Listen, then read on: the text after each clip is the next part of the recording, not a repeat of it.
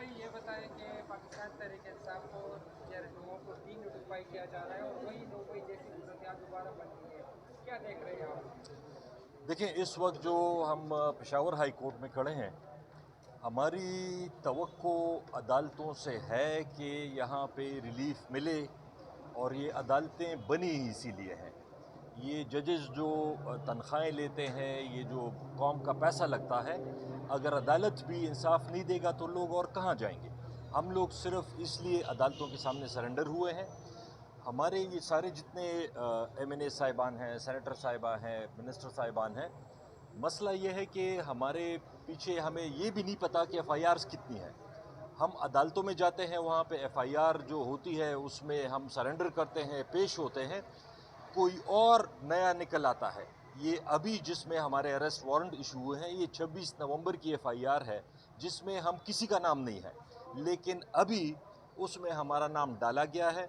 हम ज़िमनी में हम इसीलिए आए हैं कि हमें बताया तो जाए कि हमारे ऊपर कितनी FIRs हैं, हम कहाँ कहाँ जाके सरेंडर करें।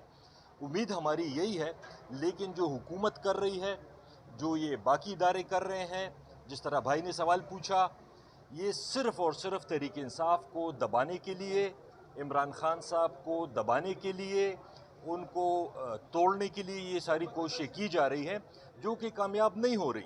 ये जितना भी ज़ोर लगा लें, जितने भी केसेस कर लें, जितने FIRs कर लें, जो जुल्म करना है कर लें, लेकिन ना लीडर हमारा झुकेगा इंशाअल्लाह। उसने जो स्टैंड लिया हुआ है उसके ऊपर वो भी खड़े हैं, और हम सारे भी इंशाअल्लाह इमरान खान के साथ खड़े रहेंगे, चाहे जो कुछ होता है, चाहे FIR होती है, केसेस होती हैं, जो हो, हम इंशाअल्लाह खड़े रहेंगे अपनी जगह।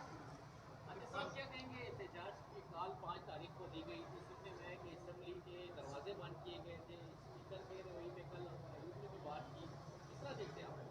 देखिए, हुआ इस तरह के हमें पार्टी की तरफ से, इमरान खान साहब की तरफ से इंस्ट्रक्शंस मिली कि आपने एहतजाज करना है 5 अगस्त को।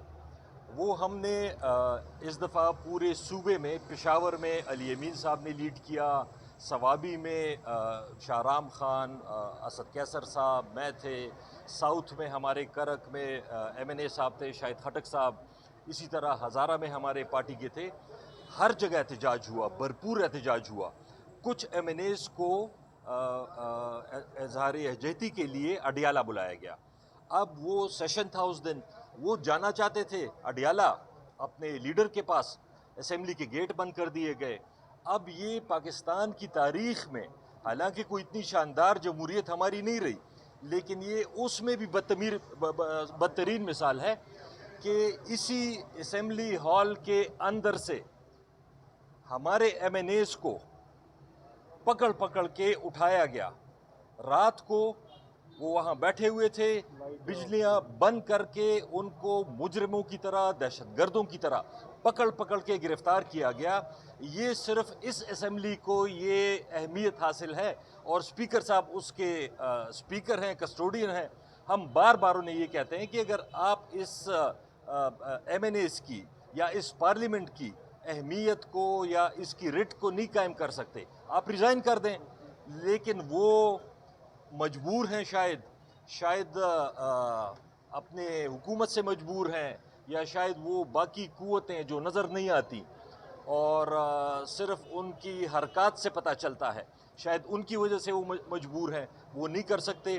तो हम तो सारे यही कह रहे हैं कि इस मुल्क में ये जो निज़ाम आप चलाना चाहते हैं, और जो ये 2-2.5 साल से हो रहा है, उससे मुल्क चल तो नहीं रहा।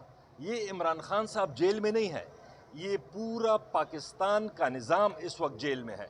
हर एक आदमी, चाहे वो पैसे वाला है, वो पैसे लेके बाहर जा रहा है, इन्वेस्टमेंट कर रहा है, चाहे जो यंग लोग हैं, जो रोज़गार नहीं है, इकॉनमी ख़राब है, उसकी वजह से आप देखते हैं कि हर महीने कहीं पे कश्ती डूब जाती है समंदर में, और बेचारे हमारे यंग लोग पाकिस्तानी उसमें मर जाते हैं। तो जिसके पास पैसे हैं वो भी इस मुल्क से भाग रहा है, जिसका रोज़गार नहीं है वो भी इस मुल्क से भाग रहा है। और आप मिनिस्टरान साहिबान की तकरीरें सुन लें, वो कहते हैं कि जी पाकिस्तान तो जन्नत हो गया है। तो हमें ये समझ नहीं आती कि कौन से पाकिस्तान की बात कर रहे हैं। ये निज़ाम इस तरह नहीं चलेगा। सारे पॉलिटिकल लीडर जो हैं उनको बाहर निकालना पड़ेगा, उनको میز پہ بٹھا کے ان کے ساتھ بات کرنی پڑے گی تاکہ یہ نظام آگے چلے، یہ ملک آگے چلے، اس کے علاوہ کوئی چارہ نہیں ہے۔